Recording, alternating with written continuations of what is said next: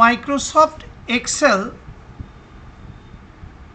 practical question number 3 D বাংলায় লেখা রয়েছে ঘ অংশ। তোমাদেরকে আমি কোশ্চেন পেপারটা আগেই পাঠিয়ে দিয়েছি, এবার মন দিয়ে আমার ভিডিওটা লক্ষ্য করো। এই 3 নম্বর প্র্যাকটিক্যাল কোশ্চেনের ঘ অংশে বা ডি অংশে বলেছে স্টেটগুলির এরিয়া এর ওপর একটি পাই চার্ট তৈরি করো। অর্থাৎ এই যে স্টেটগুলো দেখছো, এই যে আমি হাইলাইট করলাম, এই যে স্টেট বা স্টেটের নামগুলো, আর এইখানে দেখো এরিয়া, এই যে এরিয়া রয়েছে, এই দেখো এরিয়াগুলো, এই স্টেটের নাম আর এরিয়া নিয়ে আমি এবার একটা পাই চার্ট তৈরি করব। লক্ষ্য করো, প্রথমে আমি এই স্টেটের নামগুলোকে সিলেক্ট বা হাইলাইট করব। এই দেখো আমি স্টেটের নামগুলোকে সিলেক্ট বা হাইলাইট করলাম। এবার আমি CTRL কিটা কিবোর্ড থেকে প্রেস করে রাখব। আবার বলছি, স্টেটের নামগুলোকে হাইলাইট করার পর আমি কিবোর্ড থেকে CTRL কি বা কন্ট্রোল কিটাকে প্রেস করে রাখব। এই প্রেস করে ধরে রাখলাম। এবার আমি মাউস পয়েন্টার নিয়ে যাচ্ছি এরিয়াগুলোর ওপর এবং এই এরিয়াগুলোকে এবার আমি হাইলাইট করব। লক্ষ্য রাখো, এই আমি এরিয়াগুলোকে হাইলাইট করলাম। যেই এরিয়াগুলোও হাইলাইট হয়ে গেল, আমি এবার কিবোর্ড থেকে কন্ট্রোল কি বা CTRL কি, যেটা আমি প্রেস করে রেখেছিলাম, সেটা এবার আমি ছেড়ে দেব। এই ছেড়ে দিলাম। তার মানে আগে তুমি স্টেটের নামগুলোকে হাইলাইট করবে, তারপর স্টেটের যে এরিয়াগুলো এইগুলোকে হাইলাইট করবে, আর প্রথমে স্টেটের নামগুলোকে হাইলাইট করার পর কিবোর্ডে CTRL কি বা কন্ট্রোল কিটাকে প্রেস করে রেখে দেবে, মানে চিপে রেখে দেবে। চিপে রেখে তারপর তুমি এরিয়াগুলোকে হাইলাইট করবে। তাহলে একই সঙ্গে স্টেটের নামগুলো আর এরিয়াগুলো একই সঙ্গে সিলেক্ট বা হাইলাইট হয়ে যাবে। আরেকবার বলছি, প্রথমে স্টেটের নামগুলোকে হাইলাইট করবে, যেরকমভাবে নর্মাল নিয়ম হাইলাইট বা সিলেক্ট করার। তারপর কিবোর্ডে CTRL কিটাকে টিপে ধরে থাকবে বা প্রেস করে ধরে থাকবে। তারপর এরিয়াগুলোকেও হাইলাইট করে দেবে। তাহলে স্টেটের নামগুলো আর এরিয়া সব ডেটাগুলোই একসাথে সিলেক্ট হয়ে যাবে। দুটো একসাথে সিলেক্ট হওয়ার পর, অর্থাৎ স্টেটের নামগুলো আর এরিয়াগুলো একসাথে হাইলাইট হয়ে যাওয়ার পর তুমি কিবোর্ডের CTRL কিটাকে ছেড়ে দেবে, মানে আর প্রেস করে ধরে রাখবে না। এই পদ্ধতিকে বলা হয় সিলেক্টিং মাল্টিপল আইটেমস বা multiple data at a time. অর্থাৎ একই সঙ্গে একাধিক ডেটাকে সিলেক্ট করা বা হাইলাইট করার পদ্ধতি হচ্ছে এটা, selecting multiple data at a time.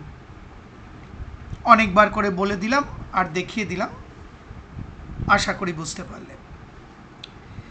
এবার আমার মাউস পয়েন্টার ফলো করো, আমি ওপরে ট্যাবের দিকে নিয়ে যাচ্ছি, এই ট্যাবের ওখানে নিয়ে যাচ্ছি, সোজা চলে গেলাম ইনসার্ট ট্যাবে। এই যে দেখতে পাচ্ছ ইনসার্ট ট্যাব, আমি মাউস পয়েন্টার ঘোরাচ্ছি ইনসার্ট ট্যাবের ওপর, দেখো যাতে তোমরা ভালো করে দেখতে পাও, একদম উপরে তাকাও ট্যাবের দিকে। এই আমি ইনসার্ট ট্যাবের ওপর মাউস পয়েন্টার ঘোরাচ্ছি।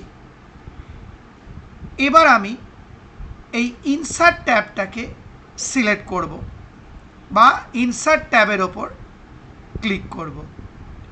এই ক্লিক করলাম, তার মানে আমি ইনসার্ট ট্যাবটিকে অ্যাক্টিভেট বা সক্রিয় করে নিলাম। এবার মাউস পয়েন্টার আমি নিয়ে যাচ্ছি টুল বারে, লক্ষ্য করো আস্তে করে নিয়ে যাচ্ছি আমি। এই দেখো পাই বলে একটা অপশান দেখাচ্ছে, এই যে আমি মাউস পয়েন্টার ঘোরাচ্ছি, পাই লেখা, এই যে পাই লেখা, অর্থাৎ পাই চার্ট তৈরি করার জন্য এই অপশানটা তোমাকে ব্যবহার করতে হবে। তাই যেখানে পাই চার্টের আইকন আর পাই লেখা আছে তার তলায় দেখো একটা ড্রপ ডাউন লিস্টের আইকন দেখাচ্ছে, এই যে আমি এবার এই আইকনটায় ক্লিক করব। এই যে মাউস পয়েন্টার ঘুরিয়ে আমি তোমাদের দেখিয়ে দিচ্ছি, এই ক্লিক করলাম। যেই পাই চার্ট অপশানটায় আমি ক্লিক করলাম তোমাকে নানা ধরনের পাই চার্ট দেখিয়ে দিচ্ছে, দেখো, বা নানা ধরনের পাই চার্ট আবির্ভূত হলো। এখান থেকে আমি সিলেক্ট করব এই ধরনের পাই চার্টটা, এটাকে বলা হয় 3D পাই। এগুলো দেখতেও সুন্দর হয় এবং এর সাহায্যে ডেটাগুলোকে ভালো করে আলাদা করে অর্থাৎ ডিস্টিংক্টলি দেখানোও যায়। তাহলে আমি এই যে মাউস পয়েন্টার ঘোরাচ্ছি, দেখো এই যে পাই চার্টটার ওপর 3D পাই, ওপরে ক্যাপশন লেখা রয়েছে। এবার আমি এটাকে সিলেক্ট করব, লক্ষ্য রাখো সবাই, এই ক্লিক করব আমি এটার ওপর, এই ক্লিক করলাম, সঙ্গে সঙ্গে দেখো একটা পাই চার্ট অলরেডি তৈরি হয়ে গেছে। ডান দিকে স্টেটগুলোর নাম দেখাচ্ছে, এখনো কাজ শেষ হয়নি। এই যে সাদা অংশটা দেখছো, সাদা অংশটা আমি যে মাউস পয়েন্টার ঘোরাচ্ছি এর ওপর দিয়ে, এই হোয়াইট স্পেস বা সাদা অংশটাকে বলা হয় চার্ট এরিয়া। দেখো তোমাকে দেখাচ্ছেও লেখাটা চার্ট এরিয়া। এবার আমি এই চার্ট এরিয়াটাকে ড্র্যাগ করে মানে মাউস পয়েন্টার টিপে ধরে নিচে নিয়ে আসবো, লক্ষ্য করো এই ড্র্যাগ করছি আমি, এই নিচে নিয়ে এলাম যাতে ডেটাবেসটা ঢাকা না পড়ে। এই দেখো এই আমি নিয়ে এলাম এটাকে, এখানে ওপরে ডেটাবেসটা রয়েছে, আমি পাই চার্টটাকে নিচে নিয়ে এলাম। এবার আমি একটা চার্ট টাইটেল লিখব, ওপরে একটা চার্ট টাইটেল লিখব, অর্থাৎ চার্টের একটা টাইটেল দেব। কিভাবে লক্ষ্য করো,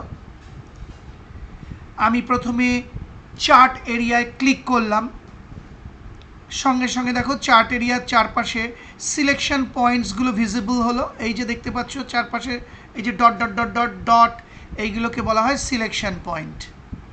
আর চারপাশে একটা হালকা নীল বর্ডারও দেখতে পাওয়া যাচ্ছে, লক্ষ্য রাখো এই যে হালকা নীল বর্ডার, অর্থাৎ এই পুরো চার্টটা সিলেক্ট হয়ে গেছে। তার মানে তোমাকে আগে চার্ট এরিয়ায় ক্লিক করে চার্টটাকে সিলেক্ট করে নিতে হবে। এবার মাউস পয়েন্টার লক্ষ্য রাখো, আমি ওপরে নিয়ে যাচ্ছি, লক্ষ্য রাখো এই যাচ্ছে ওপরে।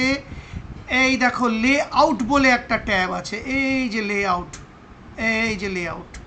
লে আউট মানে আমরা বলতে পারি গঠন বা চার্টটির গঠন। এই লে আউটে আমি এবার এই যে লে আউট, আমি মাউস পয়েন্টার ঘোরাচ্ছি, লে আউট ট্যাবে এবার আমি ক্লিক করব, এই ক্লিক করলাম। যেই ক্লিক করলাম লে আউট ট্যাব অ্যাক্টিভেট হয়ে গেল, দেখতেই পাচ্ছ। এইবার আমার মাউস পয়েন্টার ফলো করো, আমি এখান থেকে চার্ট টাইটেলে যে মাউস পয়েন্টার নিয়ে যাচ্ছি আস্তে করে, এই দেখো চার্ট টাইটেল বলে একটা অপশন আছে, এই যে একটা আইকনও রয়েছে, লেখা রয়েছে চার্ট টাইটেল। এই যে আমি মাউস পয়েন্টার ঘোরাচ্ছি যাতে তোমরা দেখতে পাও, আমি এই চার্ট টাইটেলের যে ড্রপ ডাউন লিস্ট আইকন, এই যে ওটায় ক্লিক করলাম, সঙ্গে সঙ্গে একটা মেনু এসে গেল তোমার সামনে। এখান থেকে তোমায় সিলেক্ট করতে হবে অ্যাবভ চার্ট। এই যে আমি মাউস পয়েন্টার ঘোরাচ্ছি ওপর দিয়ে, অ্যাবভ চার্ট এই অপশানটা, অর্থাৎ চার্টের ওপরে তুমি তার টাইটেলটা দিতে চাও, অ্যাবভ চার্ট। এই যে আমি মাউস পয়েন্টার ঘোরাচ্ছি, এই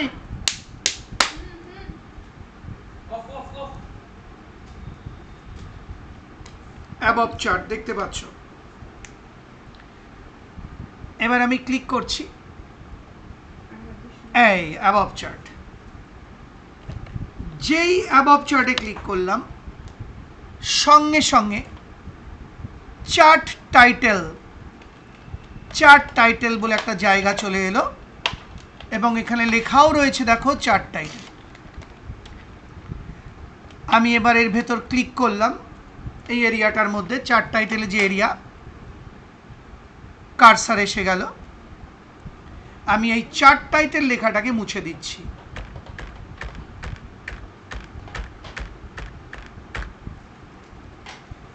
যেই মুছে দিলাম ওই জায়গাটা পরিষ্কার হয়ে গেল। এবার আমি টাইপ করছি, দেখো এরিয়া চার্ট। তার মানে আমি আমার প্রয়োজন অনুযায়ী একটা চার্ট টাইটেল লিখে দিলাম এরিয়া চার্ট, কারণ এই চার্টটা এরিয়ার ওপর বা এলাকার ওপর।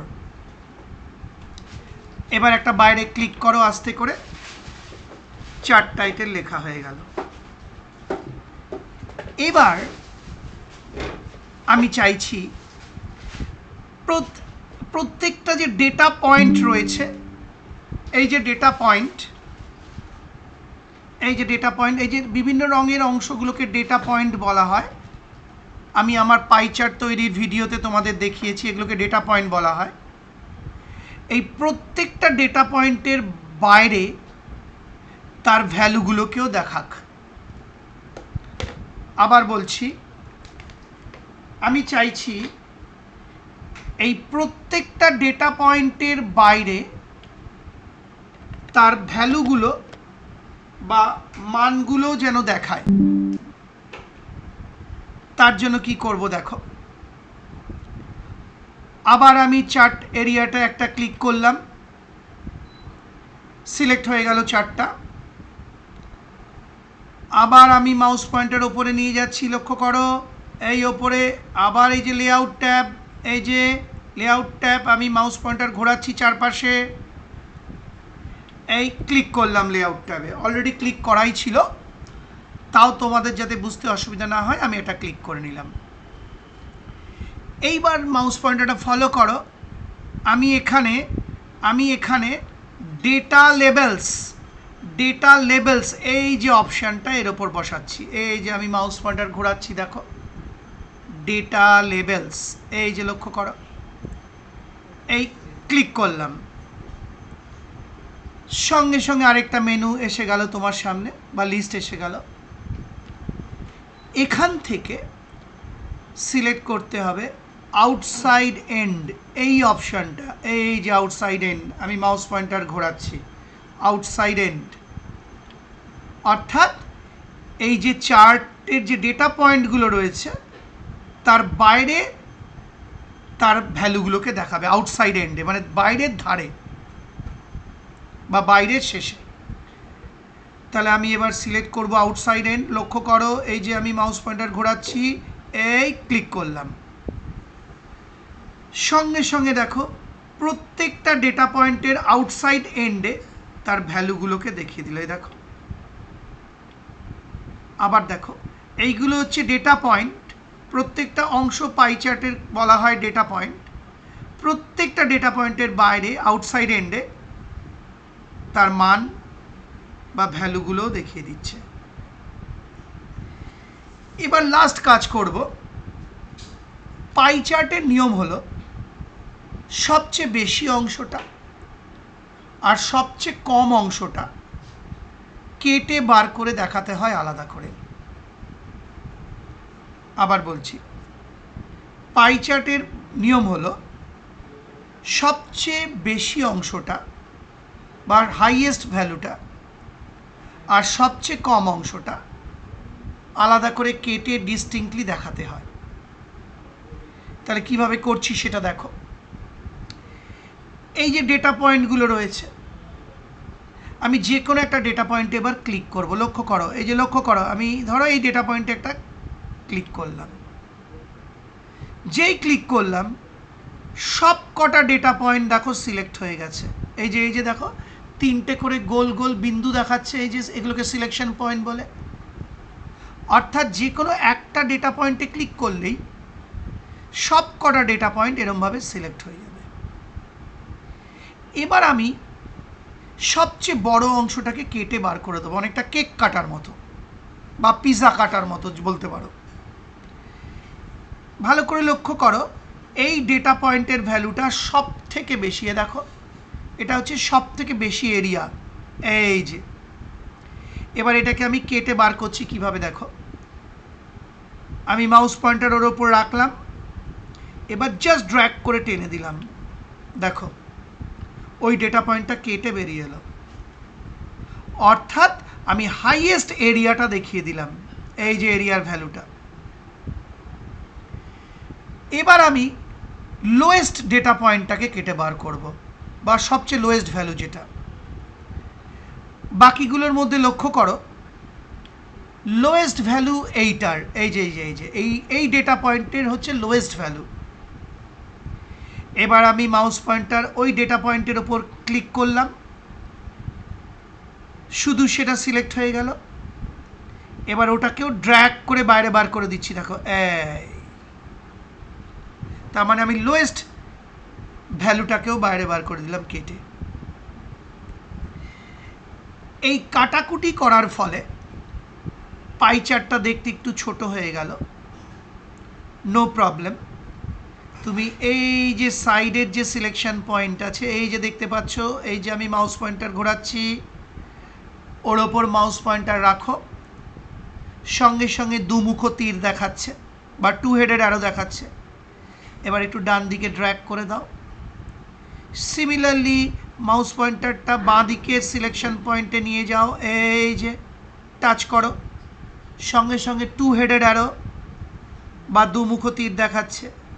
আবার আমি ড্র্যাগ করলাম একটু বাঁ দিকে, মানে চওড়া করলাম। আর যদি উচ্চতাটাও একটু বাড়িয়ে দাও, মানে নিচের সিলেকশন পয়েন্টে টাচ করো, এই যে দুমুখ তীর এসে গেল, একটু ড্র্যাগ করে বাড়িয়ে দাও নিচের দিকে। এই দেখো পাই চার্টের হাইট বেড়ে গেল এবং ভেতরে পাই চার্টের সাইজও বড় হয়ে গেল। এবার তুমি জাস্ট বাইরে একটা ক্লিক করে দাও, তোমার এরিয়া চার্ট রেডি। এই যে ওপরে ডেটাবেসটা রয়েছে আর এই যে স্টেটগুলোর এরিয়া চার্ট। সবচেয়ে বড় স্টেট হচ্ছে এইটা, বা বৃহত্তম স্টেট হচ্ছে এইটা, অর্থাৎ ইন্ডেক্স অনুযায়ী রাজস্থান সবচেয়ে বড় স্টেট। আর সবচেয়ে ছোট স্টেট হচ্ছে এইটা সবচেয়ে ছোট স্টেট, অর্থাৎ ইন্ডেক্স অনুযায়ী ওয়েস্ট বেঙ্গল। তাহলে ফাইনালি বলছি, সবচেয়ে বড় স্টেট হলো এইটা, অর্থাৎ ইন্ডেক্সে দেখাচ্ছে দেখো রাজস্থান। আর সবচেয়ে ছোট স্টেট হলো এইটা, ইন্ডেক্সে দেখাচ্ছে ওয়েস্ট বেঙ্গল। আশা করি বুঝতে পারলে।